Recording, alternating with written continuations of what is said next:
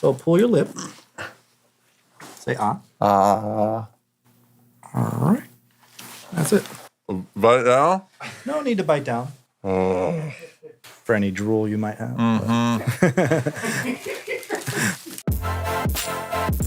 Tosh Show. Tosh Show.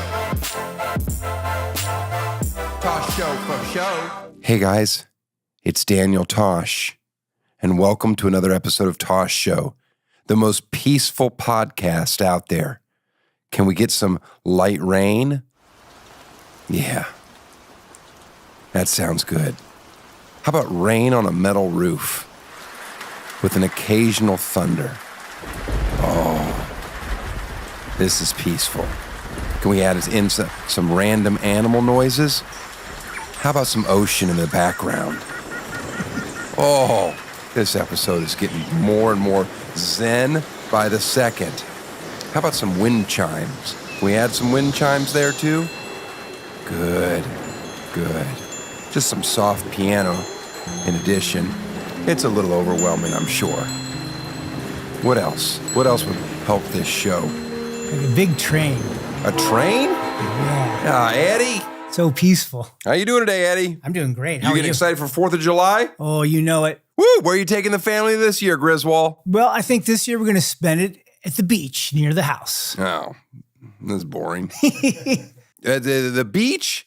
Yeah. Now, I don't know if I need to tell people where Eddie lives, but he lives in South Bay here in Los Angeles. And when I talk about South Bay, I'm not talking about Palos Verdes or Torrance. I'm not even talking about El Segundo. I'm talking strictly Manhattan Beach and Hermosa Beach. I don't even care about Redondo Beach. Now, on 4th of July, it's just nonsense.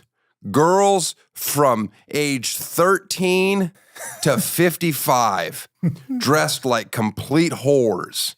And they walk up and down the Strand. And that's the sidewalk that runs on the beach. And then there's these, these $1 million homes that are just one right after another. And they, they run between 10 million to 25 million. That's about the price range of most of those Strand homes. Now, on 4th of July, for whatever reason, when I used to live in South Bay, you can just randomly go into people's houses that day.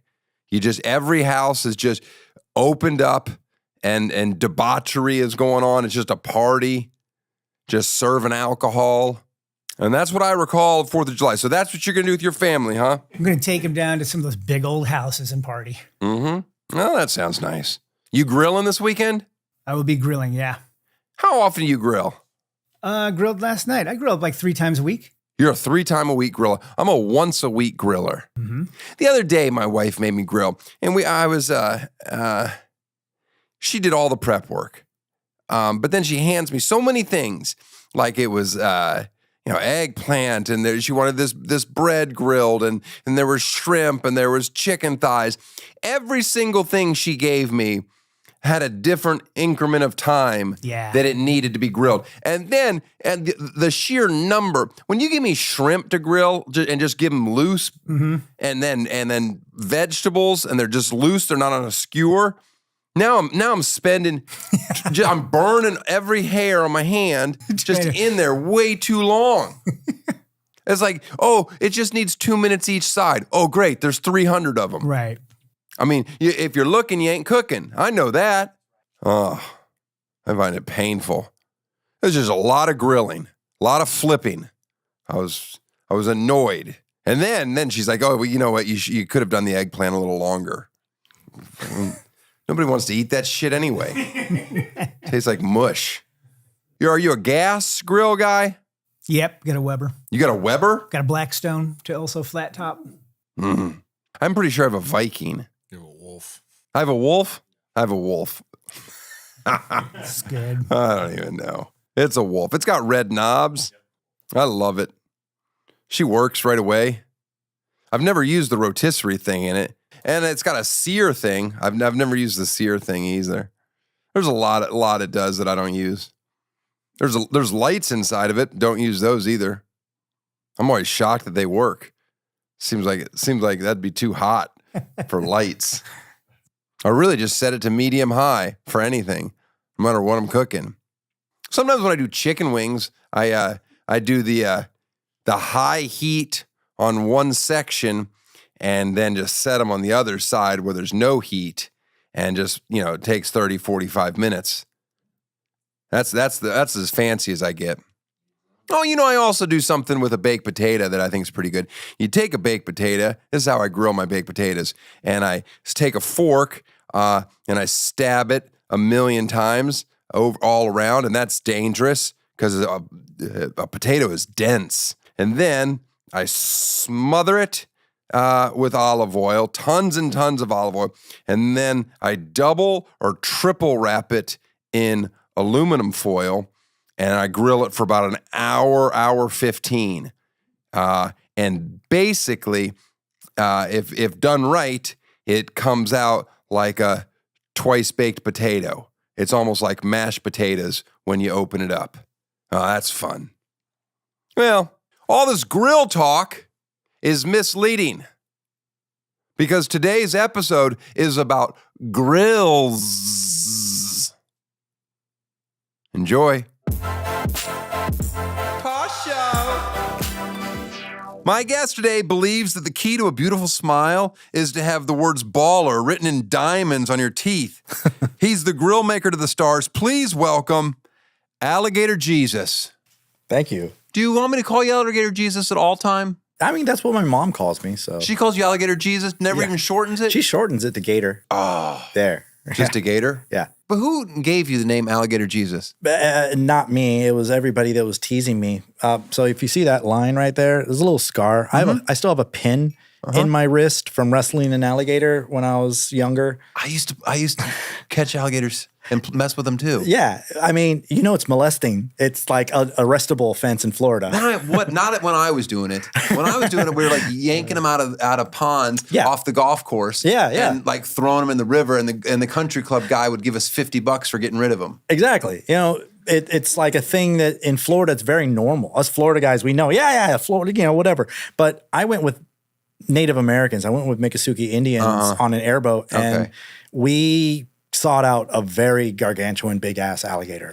And the guy jumped into the water and hugged the thing and taped up its mouth so I could do a photo op thing. And they were pretty rude to the gator. They were kicking it, and they were really freaking mean to it. And I just had enough. And I wanted to let it go, but they were like, all right, you let it go. Because they weren't going to untape it. And I'm like, well, it'll starve. Yeah, so what was their response? So I'm like, nah, I'm going to let it go. All right, go for it. And it broke my wrist in the process of trying to let it go. I mean, it's a pissed off, big ass gator. I don't know how big of a gator you ever. No, mine. The ones I messed with were in the 3 to 6 foot max. Nah, this was like over 12 feet. This is a big ass gator. This is a big boy.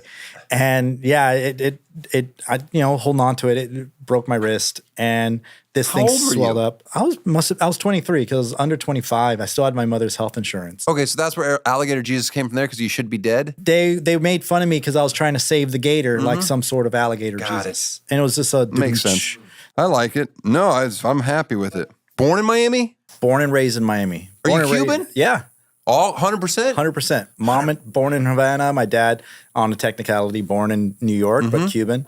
And yeah, we're raised in Miami, my 3 brothers and I. Miami's very different now. Oh, yeah, absolutely. Crazy different. I lived there in the late 90s. Oh, cool. But so you saw it. Art Basel came in the early 2000s, like 2001 or 2, and that really did a big change of the ecosystem down there because, of course, that brought all the attention and the money and the people to invest in South Florida because now all of a sudden everybody from around the world saw the economic possibilities of South Florida, as they did time and time again, in history of it. Everyone would just come in from somewhere else, see the magic of that South Florida ground and say, I can do something and build something from here. And all the ass. Oh, I mean, of course. Yeah. Were you a Canes fan? Yeah, definitely. Are you still a Canes fan? I mean, I don't follow any sports ball these days. Athletes will hit me up and be like, oh, do you watch our games? And I'm like, not really. Oh, you don't care at all about sports. No. I like it. Now, you went to FIU. Yes. You're the only person I know that went to FIU. Really? In the history of the world. There's a lot of artists and people are coming out of FIU that are making some notable changes in the world. That's pretty cool. Did you ever want to go to UF? Never. Me neither. No, it wasn't my steez. My wife, her whole family, all Gators. Oh my gosh, they do that whole thing with the hand and everything. The chomps. Yeah. I guess it's better than the other racist hand. Yeah, the Seminoles definitely, hopefully they cut that out. Now, you studied at FIU jewelry design? Yeah, I did. Well, they had a small metalsmithing program. Okay. And I got into that because I had to get out of photography, which was my main thing, because of an allergy to the chemistry. By the time I was turning 18, I started to notice these like rashes on my hands. And by the time I turned 20, my hands would just literally go like this. And I'd have to go outside, get fresh air, run my hands under cold water to like get dexterity back in my fingertips because the saturation to all that chemistry was really messing me up. So let's talk about your ride. When did you move from Miami to Los Angeles? It was 2011 I started coming out here, and then 2012, January 4th, 2012 was the day I moved here officially and landed in Culver City and said this is where I'm going to live. When did you get to jewelry? Because you didn't immediately. Once I moved here, I was in the art world and the jewelry was my hobby. And who shoved you in the right direction?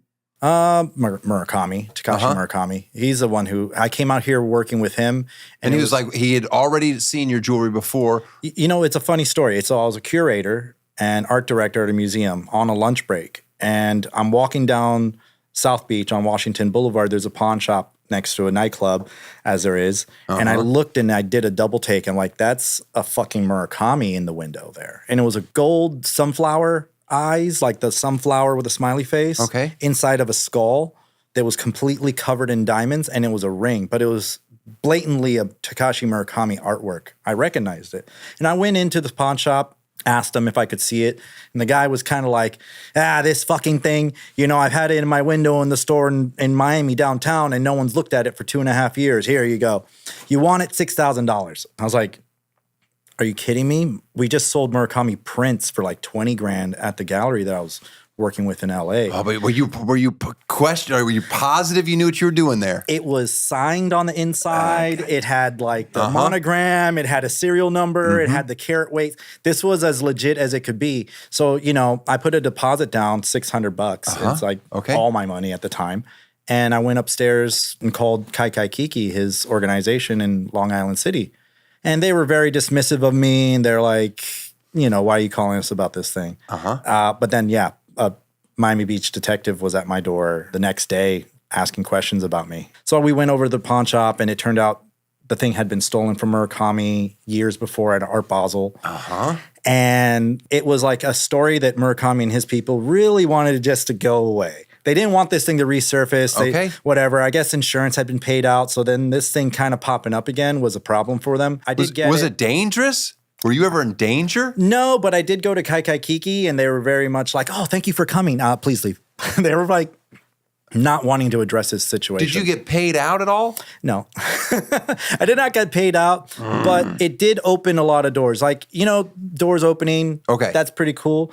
Murakami blew the doors off the hinges for me. You know, Murakami and this whole situation got the attention because it was international art news of a collector out here, galleries out here, museums out here, and institutions started to take notice of this kid who did something great. Murakami publicly called me at an event. This is David Tamago, most honest man in America. And it, like, called everyone to stand up and give me a listen, I was trying to buy it to sell that shit. Yeah, absolutely. But I did. What would have it been worth? You know, over 7 figures or something now, but 6 figures back then. I love it. No, like I love it. Art world is whatever you can get for I it, know. Really. So 7 is what I'm holding on to. It's really up there. And to get back to your question about when I started really being Alligator Jesus, 2017, Gagosian Gallery, I think it was his show in March, maybe in 2018, but I'd already been doing my jewelry more and more. Murakami had his big solo show. They always do around the Oscars. At Gagosian.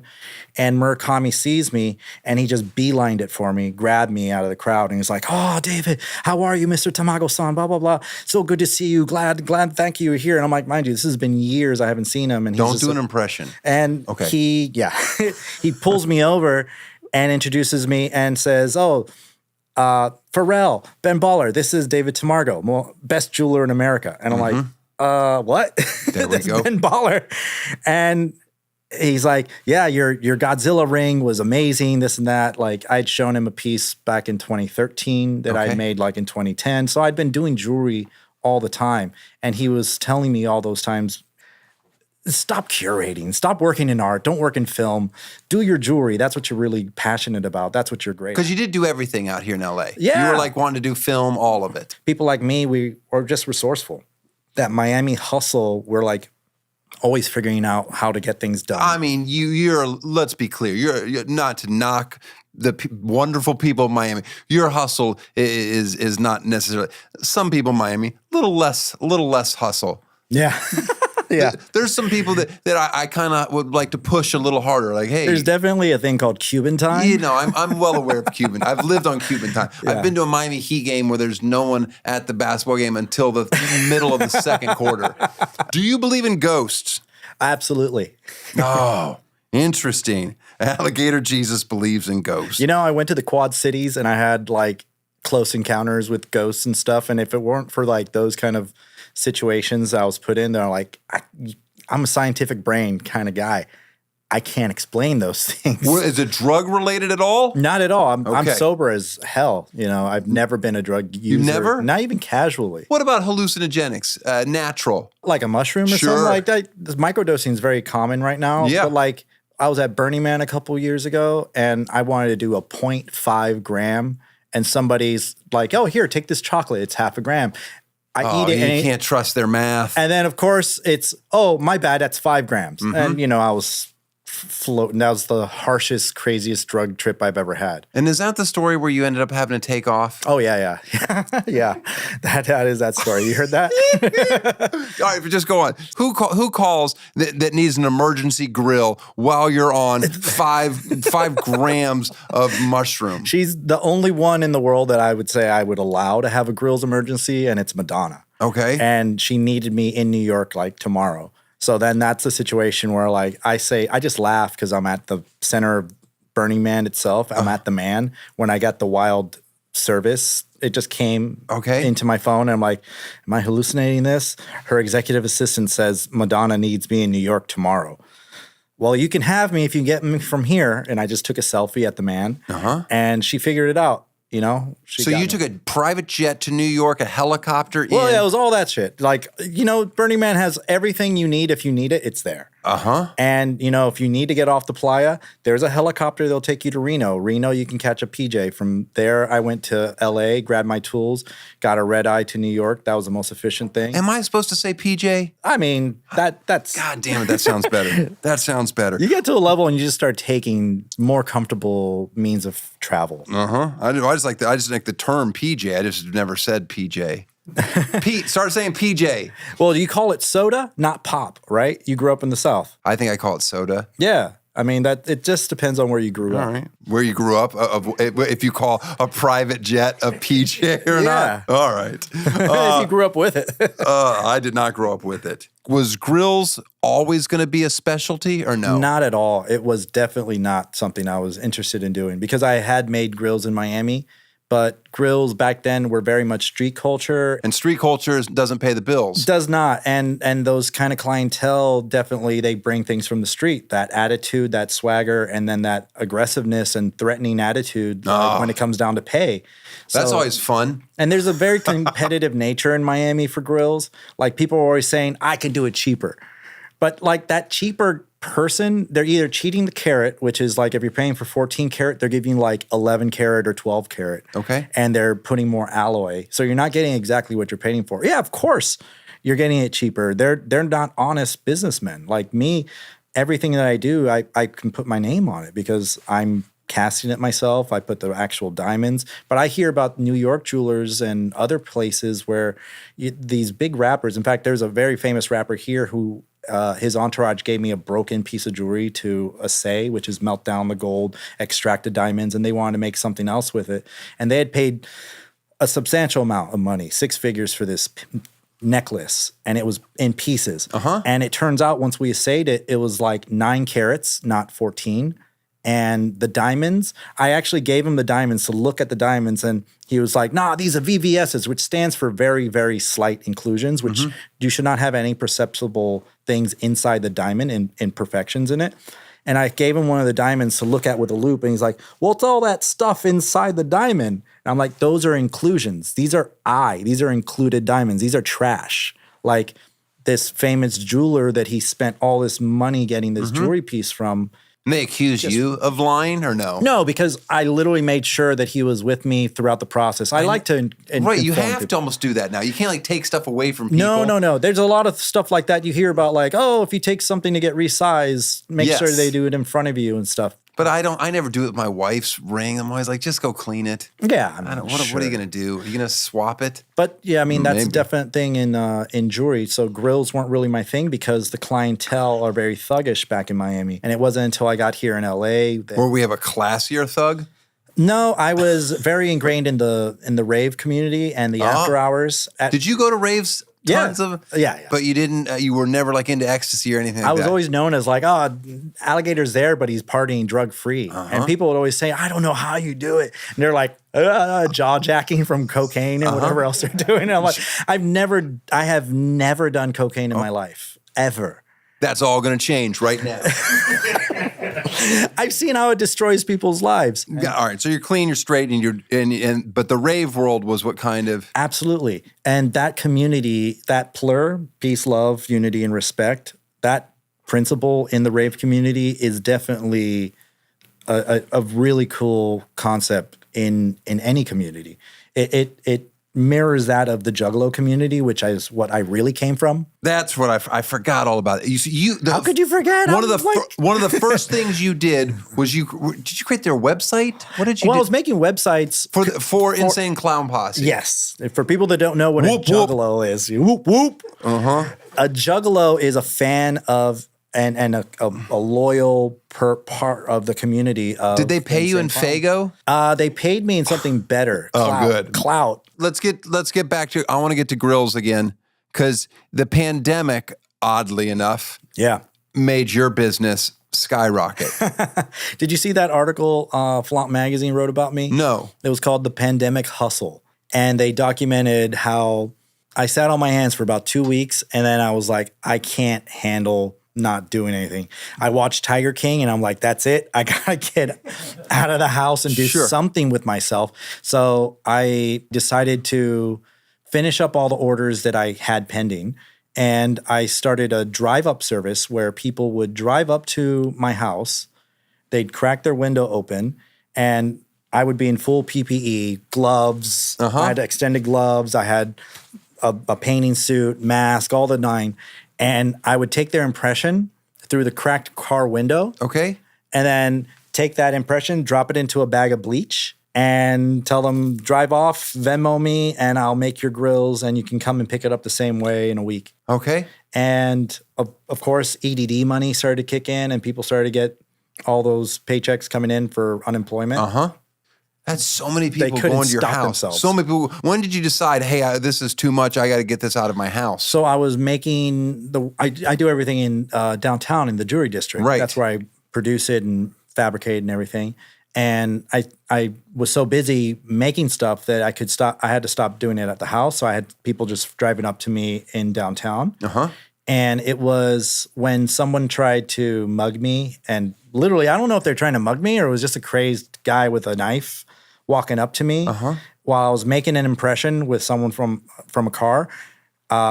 Someone screamed, "Alligator, look out!" And there was a guy maybe 3 steps behind me, creeping up behind me with a knife. And, I just ducked and ran, and the guys ran after him. But he was coming at me probably to rob me. And I was like, holy shit, Did you have anything on you at the time? I had jewelry on me. I just come downstairs and I had my backpack with me. And this is like around the times of the riots. So, there's an air of like rebellion in LA, and People in the downtown district, especially the jewelry district, people are known to not flaunt anything that they. No.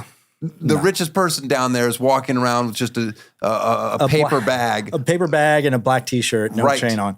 You turn around and you see somebody with a knife. You're like, oh shit. I got to get off the street. I'm no longer street level. I that same day got a little studio. It was probably about twice the size of this little space you don't here. have to brag. It was bigger than this. No, but it was very small. It was just like a small space during COVID. I didn't need a big operation, and I was just like, I got to get off. Were you by yourself? Yeah. Where are you at now with people that are helping you? I've got my one production manager, and he runs point. He takes things from point A to B. Like I'll do the wax up, it goes to casting. Casting is a totally separate operation. My friend's company, they're efficient. If I get it to them by 2 p.m., it's ready the next day. They have options that if I get it to them by 1 p.m., it can be ready at 7 p.m. Back then, you were making a grill, you'd make an impression, you'd make the grill, and they'd get it the next week. Yeah. And that's a very fast turnaround compared to normal grills that people get custom made take 3 months. 3 months. And now where are you at? Same day. Same day. Yeah, we're operating like we'll charge you a little bit more because it is a stress. You know, we've got to everything has to flow flawlessly and accurately. I can't even get same day dry cleaning. Is wearing a grill bad for your teeth? No, not at all. I mean, you got to. Do dentists recommend it? If people wear retainers, the same problems with retainers, you got to clean it every day. If you drink something, you got to rinse it out. Do you sleep in it? No. Do you wear a grill every day of your life when you're working or no? Yeah, this is my everyday look. Like I didn't get dressed up for this or anything. I'm just like thanks gonna cruise through the day looking like this. What about going through TSA? It's a pain in the ass because the dental alginate is like a powder, so they always want to test it. But lately, because I travel so much and I keep going to a lot of the same cities, the TSA know who I am, so it's pretty cool now. Like I get spotted or. When I started working with Madonna, going through TSA in New York, oh, you're Madonna's jeweler. So that's really cool. I get spotted with that because she was on the Fallon show just like talking about her grills. And I mean, she's a little, I don't know what's going on with her. Madonna's awesome, man. I mean, yes, the concept. No, she's got 4 decades of being a real pop icon. I mean, there's very few pop stars that are like Madonna level, Michael Jackson level. Like, and she, Michael Jackson. Now we got a Taylor Swift, Beyonce even. Is Taylor going to ever rock a grill? I see her people watching my stories. It's never the actual artist that reaches out first. It's always the people in the peripheral. When they're that big, do they want shit for free? There are people like that, but what's a grill? What's a bottom end grill cost, and what's the Cadillac of all grills cost? What's my range? I just made a grill. We finished it last week. It was $225,000. $220. Is that both top and bottom? Yeah. Is it always top and bottom? That's what looks best. Like having that symmetry is always something. And if you get like a single tooth over here, you should get another tooth over here because your bite, imagine you do have a layer of metal over a tooth. So if your bite, I'm always about making sure that your bite is comfortable. I don't want your jaw to be like all weird. Yeah. So you have the grill makers that you look like robot teeth because they're all very straight. Yeah. You see that as well with like veneers when they're done poorly. They just look like chiclets. Bad veneers. It's hard to look at people. It's hard to look at them. And same with the bad grills. So I'm always about following your natural. You scratching the inside of your lips with them? No. Never. There are certain textures that people want, like diamond dust, because it's a very low cost, sparkly finish, but it feels like sandpaper. We don't do that because we tell people it cuts your lip up. What percentage, just ballpark it for me, your clientele is white getting grills? Of Caucasian people? Maybe 50%. 50% Caucasian grills. Yeah. It's becoming more mainstream? Yeah. It's a lot more mainstream. I consider white for sure. mainstream. We did do this number. We looked at all of our orders from 2023 and we realized that on average, our customers are women over 35. That's the average. Yeah. Huh. What about jacked up teeth? Do you ever go like, oh, this we can't deal with this? I had someone recently came in and he wanted a top 6, but he only had 3 teeth that they could hang on to. So I was then making an additional 3 teeth that were false. And that's something that we can easily do for people, which is a great feeling when people are telling me like, yeah, I never smile anymore because I'm missing some teeth for whatever reason. People can miss teeth for any number of things. I've got 2 implants. Yeah. In the back. And I'm sure it took like a couple months for the implant to heal. Yeah, they had to put the stupid bolt in your mouth. Absolutely. It's you awful. have to wait. So imagine in the interim, we offer this for people because it's affordable enough, like $200 a tooth in gold. You can have this bridge in gold that makes it look like you're not missing anything. Can you eat with Grillz in your mouth? I don't recommend it. You could. I mean, it's easier when you have a full grill than if you have just a couple caps here and there. And if you have any fangs, like that makes it a little difficult. You like doing the fangs? It's the most popular thing for sure for us because a lot of people in the subculture communities and the nightlife they like that darkness to it. That vampires are always popular. What percentage of your business is Grillz versus other jewelry? I'd say 50% because we're doing a lot more like engagement rings and big chains and a lot of like custom jewelry for people these days. Fake diamonds versus real diamonds or whatever versus created. What's the other I'll say diamonds? this. LeBron James has publicly said he wears CZ. Everything that he wears, all that jewelry is cubic zirconium, which is like very much worthless. It's like 10 cents for thousands of stones. But the work the craftsmanship, the workmanship and everything free. isn't free there. He's paying all in the labor. It doesn't matter whether you're putting diamonds, lab diamonds, or natural diamonds. Lab diamonds, that's the word I was looking for. Lab diamonds are still very expensive still. No, not they're not pennies. Not pennies for sure. But there's different qualities and different grades of lab diamonds. You can get moissanite, which is on the lower spectrum. Then there's 2 different kinds of lab diamonds that are named after the process of how they're made. And then there's natural diamonds. And that's where you get to the conflict diamonds? Well, I mean, you don't find that anymore. No one's. I mean, unless you're. I mean, are you buying jewelry from a back alley? I have no idea. But I mean, there's got to be. There's only so many diamonds in the world, right? What happens these days? People have mixed parcels. Where like, if you're buying in bulk, like 10,000 1mm stones, which like in my grills, I have like little tiny 1mm diamonds, right? Okay, they're all around the opals. If you're buying 10,000, and it's $1,000 per 1,000 of them. So it's $10,000 for this bag. And the person I'm buying from, if it's not some valued, trusted person with a great reputation, and I'm trying to just find the cheapest deal out there, I'm probably going to find somebody who's going to sell it to me for $7,000 or $6,000. And what they've done is they've taken out 4,000 of the natural diamonds, or just 50% is natural and then 50% is lab diamond. And they've kind of mixed parcels. Because to the naked eye, unless you're starting to put those diamonds into a spectrometer to read the light passing through it and everything, and that's a whole process all in itself. It can't be checked once it's in the jewelry. It's just like a drug dealer. You Yeah. just give them us dirty drugs. Yeah, exactly. It's like cocaine, I guess, if you cut it with stuff that looks a similar way. You Yeah. see that in the movies where they're in labs cutting stuff. Well, I've seen it in person. I mean, are you doing mostly lab diamonds or? I always tell everybody, tell me your budget. I don't have any prices. Tell me your budget, and then we'll design something toward your budget. Because some people, they only have $500. And then especially, I guess what has made me most popular with artistic clients and artists that are producing content and producing like even if it's TikToks or if it's artists that are making music videos and album covers and performing and everything, I want them to not feel like, oh man, I can't afford that Johnny Dang $200,000 chain. What they don't know is like, all right, that Johnny Dang $200,000 chain, $100,000 goes to Johnny Dang. That leaves $100,000 for the materials and the labor costs. Well, he's getting that made like very cheaply with either his in-house labor or overseas with even cheaper labor. So that might be a $50,000 materials and labor chain.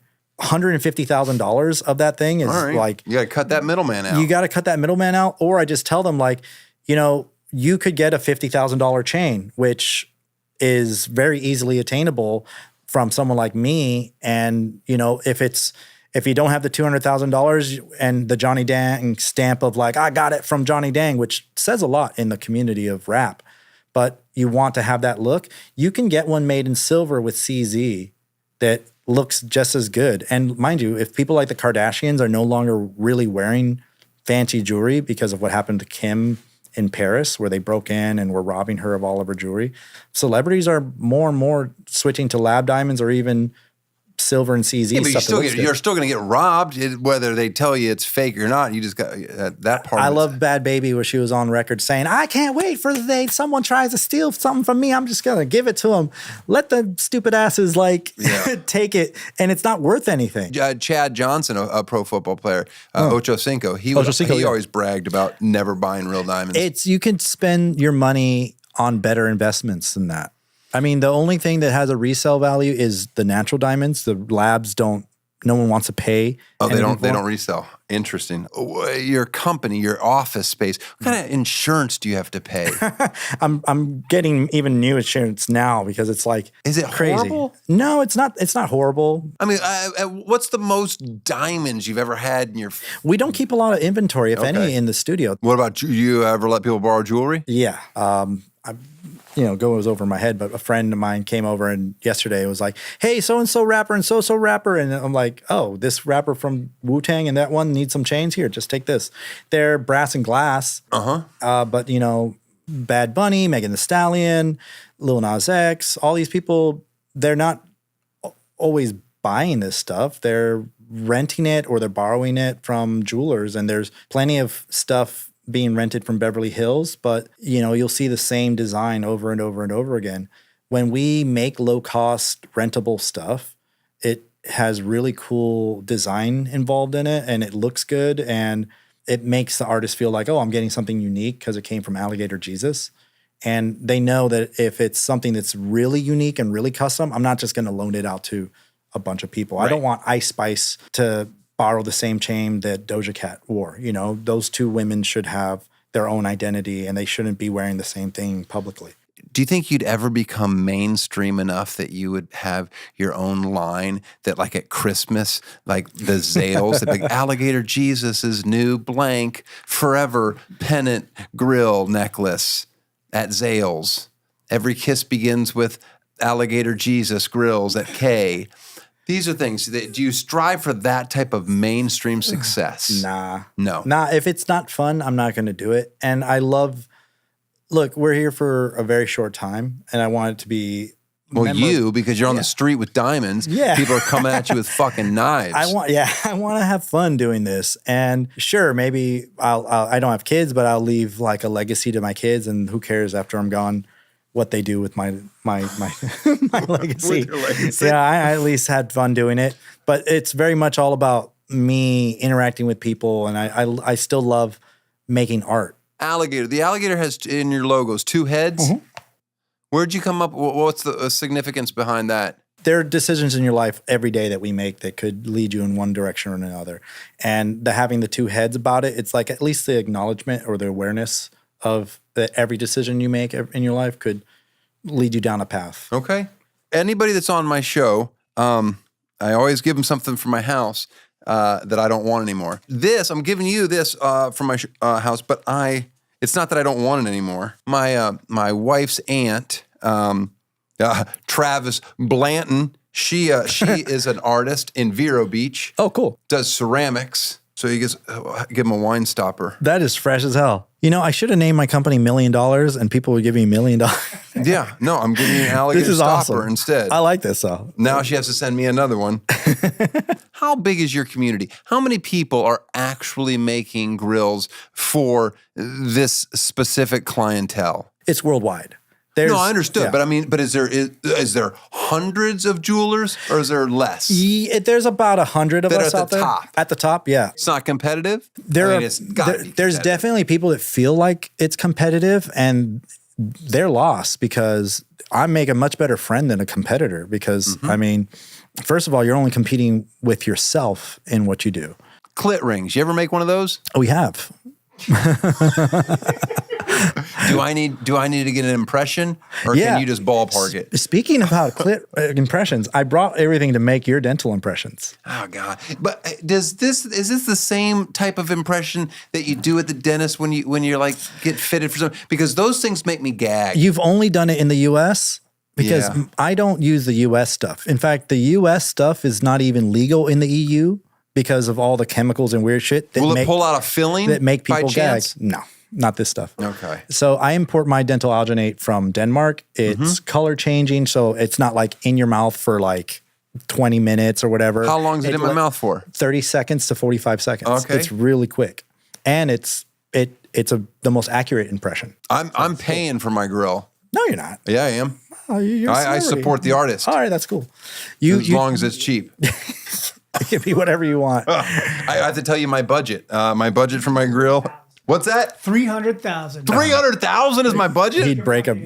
Not You know, a it's chance. wild because there's some jewelers that like throw these weird numbers out there. I'm like, how the hell do you get that number? And I told you before about the Johnny Dang, where it's like 100,000 goes to the artist. Mm-hmm. Like, you know, I just did a project for Adidas, and my take home. Did you really? That's awesome. Congratulations. Thank you. And it was like a $250,000 project. And like, you know, oh shit, shouldn't say this, but like, Well, you know, my take home. I like telling people what things cost. I just put all the money into making the thing. You took it all. I put You said- everything into it. I was just like, I'd rather this thing to be like really cool and awesome and give this as a gift to the city of LA for people to see this thing. And, you know, whatever. It's Adidas. Like my name attached to Adidas is a cool thing. It's a big deal. It's a big deal, and that'll turn into things later. Or maybe I'll do a partnership with them later. But it's just, for me, more important to make the art. Oh, no. This would be the best way in the world to like have me killed. You're like, oh yeah, just put this in your mouth, and then all of a sudden, just done. Foaming mouth, and it's just like You can't travel with that though, can you? Yeah, I do. They don't. That's the stuff though that they. Yeah, are like, it's what inert. the So fuck? it's inert. So people travel with protein powder too. So Right, but anytime you have your own cans that don't have labels on it, that sends off some flags over there at TSA. Do I need to sign my name to this so that you remember whose mouth it is? I have an order form. I'll fill out it. Oh, God damn it, you got an order form. Look at this thing. This thing is official as fuck. How many grills a day are you doing now? At least 5. Every day of your life Yeah, we're in busy. somebody's mouth. You know, my assistant is doing The mouth impressions for part? me now because, That's good. like, right now while I'm here, we had some appointments. You know, we changed the time, so I had some appointments I had already arranged. So I was like, oh, whatever, still come.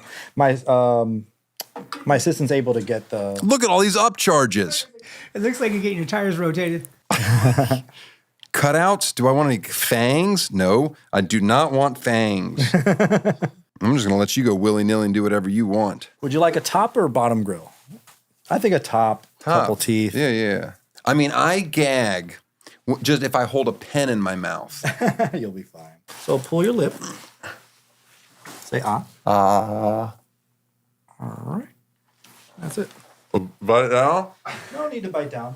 And you see how it's pink? It's color changing. So as soon as it's as white as the spatula, it'll be ready.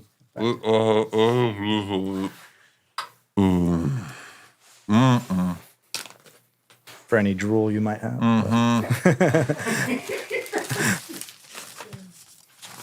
This is great. The only thing that slows it down is if it's too cold, and it is so freaking cold in here. But yeah, you're about done. Say ah. Oh. Wasn't so bad. No, it wasn't. You know, there's a dentist here in LA, Thomas Connolly, Okay. and he's in Beverly Hills. And he's an actual dentist, so he'll remove teeth and put like new teeth. He did Post Malone's where he has magnets implanted into the platinum teeth so that the grills will magnetically hold on. Oh, interesting. So that's really cool. He started with the baby where he put magnets in the back teeth. So the grills just go thunk and hold on. They don't cause any If tension when on the Post gets veneers. older, and if his kid does good in school, he could take his report card and stick it to his He mouth. could do that now, man. Posty. I'm looking forward to seeing him at the Gov Ball. The Gov Ball. Yeah. Good God, Alligator, Jesus, you're doing all the cool shit. Yeah. You hang out with all the cool people. I appreciate you being on the show, and thank you for making my first and last grill. I got your impressions whenever you need another one. Oh, right. So I have to do that one time. That's it. That's great. Tosh Show.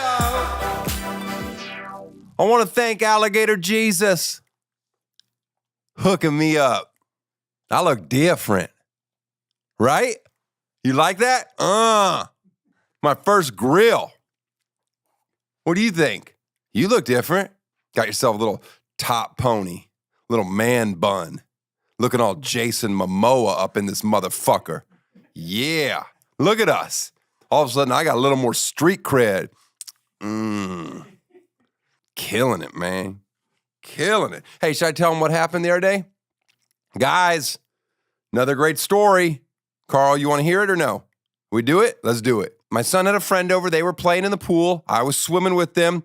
They were both physically attacking me. Then my wife's like, your daughter wants to get in. So, when you're fighting off 2 5-year-olds in a pool, it's nothing better than having to hold a 1-year-old the whole time. so that's what I'm doing. Anyway, that part of the story doesn't matter. Then we take, my 1-year-old is done. She wants out. Take her out, take her swim diaper off. She's walking around. My wife's going to get a diaper. And then she poops right in the living room. The doors are opened up to the pool area. She poops in the living room on the rug. And they're like 2 very dark, very dry. She's not getting enough water, I guess. Round. They come out really round, like just slightly smaller than a baseball, bigger than a golf ball. Okay, there's 2 of them. Boom, boom. Going to be a very easy pick up and clean. My wife immediately steps in one. Barefoot steps in it, goes between her toes. She starts freaking out. Then she's like walking on her heel to go get something to pick it up. I go, don't go pick it up. Go clean your foot off. Clean your foot off first. Then we'll pick up these 2 balls. All right, well, then she goes and cleans her foot. Then she comes back and she goes, guys, bad news. There's only 1 left. Yeah. You got anything to say for yourself? You ate another nugget. Just coprophasia'd it. Just boom, gone. Just ran in, said, "Oh, here's a unattended turd. I'll take that." Why'd you eat it? I had to brush your teeth. Meanwhile, when my son's friend and his mom are just watching this whole thing, like, what is happening in your house? And I'm like, this is what we do. We step and poop. Dogs eat it. We all laugh at each other. Good times. All right. Thanks for watching The GOAT. Is this the season finale is available now? Good job, everybody. What a great show. I can't wait for Emmy season. You think we'll get nominated? Yeah. Do you think we'll win? Probably, right? Those things are all political, and we've got everything on our show. We've got all the races, the sexes. It's a slam dunk. We're going to win. Boys wear pink. Check out our clothing line for toddlers. Also, got some tour dates coming up. Hawaii, 2nd show added in Honolulu. Go ahead and come to that show. That'll be fun. And what else?